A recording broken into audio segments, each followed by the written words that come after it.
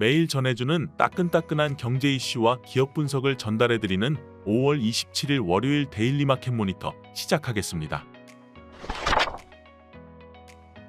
첫 번째 이슈는 6억 이상 주택도 장기 고정금리 대출 가능해진다입니다. 정부가 민간은행이 장기 고정금리의 주택담보대출 상품을 저금리에 출시할 수 있도록 커버드 본드 시장 활성화를 추진한다고 밝혔습니다. 은행의 커버드 본드 발행을 활성화시켜 현재 정책 모기지로 제공이 어려운 시가 6억 원 이상의 주택에 대해서도 장기 고정금리 주담대를 저리에 공급하도록 만들겠다는 계획입니다. 금융위원회는 27일 서울시 중구은행연합회에서 한국주택금융공사와 5대 시중은행이 참여하는 민간 장기 모기지 활성화를 위한 커버드 본드 지급 보증 업무 협약식을 개최했다고 밝혔습니다. 앞서 주금공이 혁신금융 서비스를 지정받음에 따라 이날 업무 협약을 기점으로 주금공의 커버드 본드 지급 보증 서비스가 본격 개시됩니다. 이번 지급 보증 서비스는 커버드 본드 발행자인 은행은 발행 금리를 낮추고 주금공은 이에 지급 보증을 제공함으로써 투자자들이 보다 안전하게 은행이 발행한 커버드 본드에 투자할 수 있도록 유도하는 게 골자입니다. 커버드 본드란 은행이 보유하고 있는 주담대, 국고채 등 우량자산을 담보로 발행하는 장기 채권으로 발행기관이 파산하더라도 담보자산에 대한 우선 변제권을 보장해 비교적 안전한 채권으로 꼽힙니다. 하지만 발행액이 연평균 1에서 2조 원에 불과하는 등 여전히 많지 않고 만기도 5년물 위주로 발행돼 있어 시장 활성화에는 많은 한계가 지적돼 왔습니다. 은행들도 여전히 자금 조달을 단기물에 의존하고 있는 상황입니다. 두 번째 이슈는 육아 쏠림 심각, 남녀 근무 시간 OECD 평균만 돼도 GDP입니다. 육아 부담이 여성에 쏠린 우리나라에서 여성의 경제활동이 출산과 마이너스 관계라는 연구가 잇따라 발표되고 있습니다. 국제통화기금 IMF는 최근 한국과 일본을 두고 여성의 직장 가정 병행이 특히 어렵다며 유연한 근로시간, 가사 분담으로 여성 경제활동이 경제 성장과 저출생 해결에 기여하는 선순환을 구축해야 한다고 제언했습니다. 27일 통계개발원이 지난달 발간한 경제 사회적 요인에 따른 출산 격차 연구 보고서에 따르면 여성이 취업하거나 맞벌이인 가구에서 그렇지 않은 가구보다 상대적으로 자녀 수가 적은 것으로 나타났습니다. 연구진은 최근 20년간의 가계 동향 조사를 이용해 25세에서 44세 배우자가 있는 가구의 소득과 경제활동 상태 등 요인과 출산 간 상관관계를 분석했습니다. 작년 기준 맞벌이 가구에서 자녀 수는 1.36명으로 비맞벌이 가구보다 적었습니다.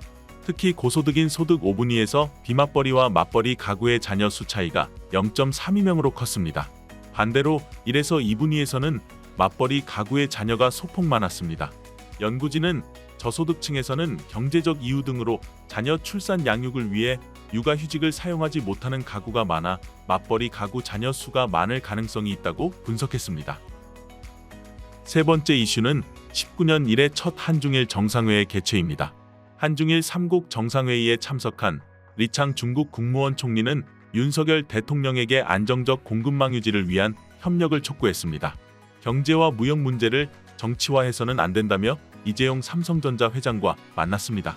중국은 삼성 등 한국 기업들의 중국 내 투자 확대를 환영한다고 발언하였습니다. 윤 대통령은 기시다 후미오 일본 총리를 만나 한일 국교 정상화 60주년을 앞두고 양국 관계를 한층 도약시키자 강조하였습니다. 네 번째 이슈는 BOJ 우에다 총재, 장기물 금리 상승 우려 일축입니다. 우에다 가즈오 일본은행 총재는 지난주 일본 국채 10년물 금리가 12년 이래 최고치를 기록한 사실에 대해 큰 문제가 없다고 발언하였습니다. 장기 채권 금리는 금융시장에 의해 결정되는 것이 원칙이나 시장 움직임에 대해 주의 깊게 모니터링 중이라 강조하였습니다. 오늘의 첫 번째 기업 분석 리포트는 홀로 서프라이즈 IS 동서입니다. IS 동서의 2024년 1분기 매출액은 4,131억 원, 영업이익은 797억 원으로 분양 축소에 따른 매출액 감소에도 불구하고 대구 죽전역 현장 공사비 증액 등에 힘입어 영업이익을 선방하였습니다. 또한 건설 부문은 자체 마진 개선과 공사비 증액 등의 효과로 이익이 개선되었습니다. IS 동서에 대해 투자 의견은 매수로 유지하며 목표주가 또한 37,000원으로 유지하였습니다. 2024년 1분기 실적 호조에도 불구하고 최근 주가 부진에 따른 목표주가 괴리의 확대로 목표주가를 유지하였습니다. 대부분의 건설사들이 원자재가 상승 등 주택 마진 악화에 따른 영업이익 감소를 기록한 것과 달리 동사의 2024년 1분기 실적은 자체 사업 마진 개선, 도급 공사 공사비 증액 성공에 힘입어 놀라운 건설 부문 실적 개선으로 전년 동기 수준의 이익을 달성하였습니다. 2024년 실적은 2023년 무분양 여파로 매출액 급감이 예상되지만 현재 시장의 화두인 부동산 PF 부실과 관련해서는 자유롭다 할 수 있겠습니다. 건설 매출액은 내년까지 다소 급격히 줄어들겠으나 내년 분양 예정 중인 창사일의 최대 자체 프로젝트인 경산 중산지구 분양을 기점으로 드라마틱한 이익 레벨 상승이 기대되고 염가 토지 매수로 자체 사업 분양 가격 경쟁력이 높아 시장 리스크에 상대적으로 자유롭다는 점, 그리고 환경, 배터리 리사이클 등 신성장 동력이 확보된 점을 근거로 투자 의견을 매수로 유지하였습니다. 두 번째 기업 분석 리포트는 로봇 시장 활성화의 주역 AJ네트웍스입니다. AJ네트웍스의 2024년 1분기 매출액은 전년 대비 마이너스 4% 감소한 2,448억 원, 영업이익은 전년 대비 마이너스 6% 감소한 195억 원으로 컨센서스 대비 소폭 하회하였습니다. 영업이익이 컨센서스 대비 하회한 이유는 1분기에 반영된 성과급 등 일회성 비용이 반영되었기 때문입니다. 세부적으로 살펴보면 로지스, IT솔루션, 건설산업장비에서 각각 12%, 2%, 23%의 고른 성장을 보여주었습니다. AJ네트웍스에 대해 투자 의견은 매수를 유지하며 목표주가 또한 6,500원을 유지하고 있습니다. 실적 전망치를 일부 하향 조정하였으나 목표주가는 유지하였는데요.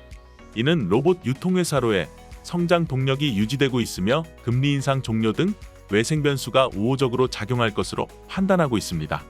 또한 동사는 로봇 도입이 필요한 기업과 로봇 제조업 간의 중간 역할을 수행하면서 로봇 활성화를 위한 주역이 될 것으로 기대하고 있습니다.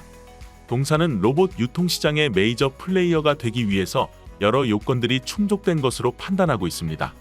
첫 번째로는 로봇에 대한 이해로 로봇 AS 경험을 바탕으로 로봇에 대한 이해도가 높습니다.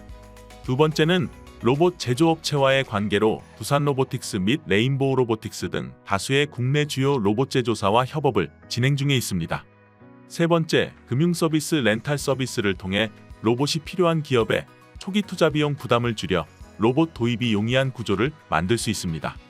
마지막으로는 기존 파레트 고객사들을 기반으로 광범위한 영업망을 확보한 것으로 판단하고 있습니다. 자세한 기업 분석 리포트는 교보증권 홈페이지를 통해 확인하실 수 있습니다. 이상 5월 27일 월요일 데일리 마켓 모니터를 마치겠습니다. 감사합니다.